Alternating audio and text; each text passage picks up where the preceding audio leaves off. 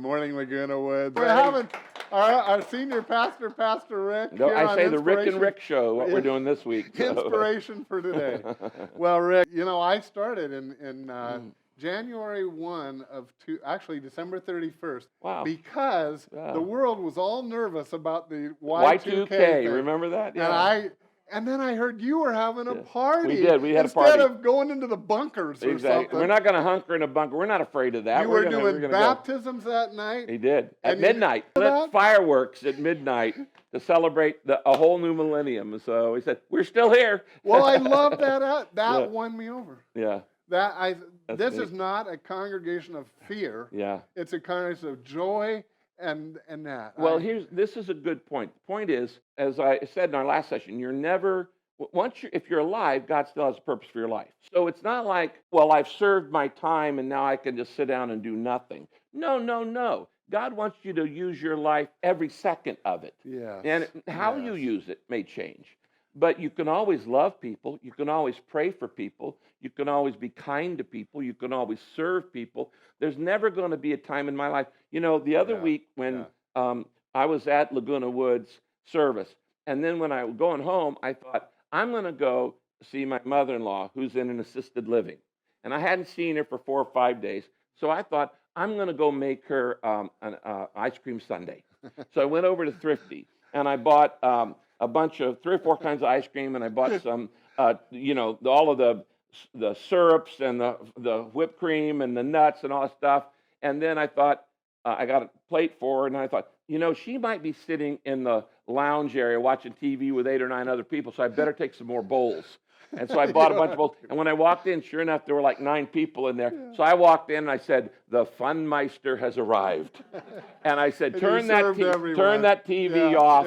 Yeah. And so we served them all and had a good time. And then just talked about, for an hour or two, just shared stories of what was going on. I love that, Rick. And I genuinely love people. Yeah, and when you came, you hugged every person. Yes.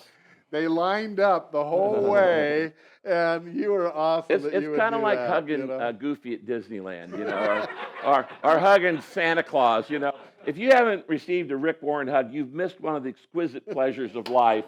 And I'm in full-time Christian hugging, and I tell you the reason why I believe in that, and why we do. Why we're a hugging church. Yes, we are. We're a hugging church. I've had to learn that. Yes, and the reason why is because God made your skin to be touched. Babies that aren't stroked gets what's called failure to thrive, and their brains actually don't develop if they don't get touched. Our skin. I'm not talking about sex. I'm just talking about love, sisterly love. Everywhere Jesus went, he gave a look, a word, and a touch. And so when I'm out on the patio after a service at one of our campuses, and I hug somebody, I wonder how long that hug's got to last that person.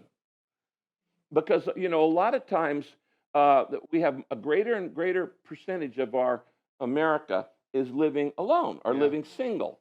And sometimes I'll see an elderly woman, and I just go, you need a man hug. Well, Rick, I go give him a hug. The other thing, along with that, though, I think one of the reasons that you love that so much is, well, you say you do love people, right? But I remember you've often said this, that your favorite size church was like 300. And I know that when Saddleback was at, you knew every person's name. And every kid and every cat and every dog. You're so good at that. Yeah. But now we're not 300. Right. What's it like to pastor a church that meets on 4 continents and 19 locations? Well, it's frustrating, and yet it's also liberating in that when I began to turn the ministry over to people like you, because I personally can't pastor everybody anymore. Right. And that's why Rick is a pastor, and Satish is a pastor, and AC is a pastor, and I have now about 50 pastors on our staff that help me. What does the word pastor mean? It means to love and care.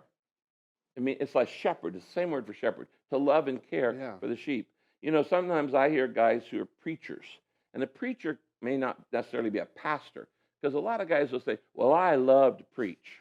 I say, you may just be a ham. You like the rush of adrenaline of being in front of a crowd. You like all the attention. So it never impresses me when people say, I love to preach. I want to know, do you love the people you preach to? That's the key. And that's the key to Saddleback's growth. Is I look out on those people and go, I love that person. I love that person. I love that person. And when I'm preparing a sermon, I think of people in my mind and I go, Lord, I love them. What do they need to hear from your word? And it's all, if I have not love, I'm sounding brass and tinkling cymbal. It doesn't count. You know, I just got to tell you, since we're talking one-on-one, you've extended my ministry life by years of what I expected, because I love the pastoring part, but I was kind of tired of the preaching. Right. Every well, week. You know, and so now that's like coming up to bat every 6 days and having to hit a home run. It is. It's tiring. It's very tiring. And so I'm still pastoring. Yeah, and I but I'm doing the parts I really love. Yeah. And you and your team are doing our preaching. Well, we have and I love that. We have one of the things that's made Saddleback grow is if you have the gift, leaders should lead, teachers should teach, carers should care, lovers should love. In other words, what you're good at is what you should do. And so we let the people who are gifted at teaching teach, but we let people who have gifts of caring care. And so it allows everybody to serve in their area of expertise. Absolutely. That you coming up with the whole shape thing is that's an important thing. Genius. He's talking about an acrostic I came up with years ago. SHAPE. There are 5 things that make you you. Spiritual gifts. What am I gifted to do? Heart. What do I love to do? Abilities. What am I naturally good at? You know, math, music, or art, or whatever. Right. Making deals.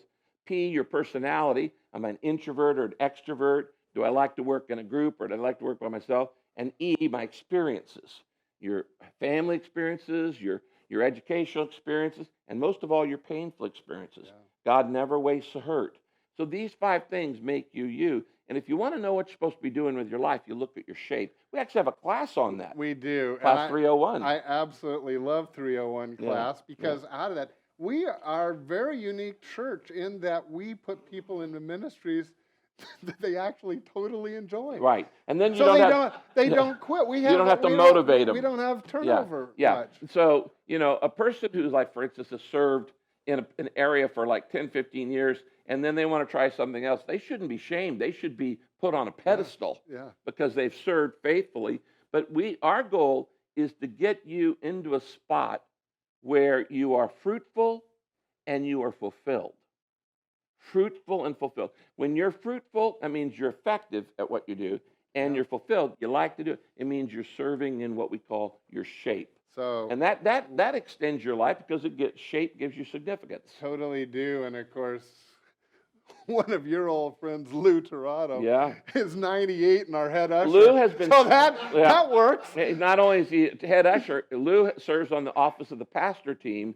He works with me. He's been working with me for at least 15 years. Prior to that, he worked in our children's ministry at the Lake Forest campus. I know. Helped raise all my kids. Well, I mentioned Lou because I knew you know him so well. But I tell you, Rick, we have 200 people that are serving and there's and no intention of leaving. Let me just say this. If you are feeling bored with life, if you're feeling, what is the purpose of me living another day?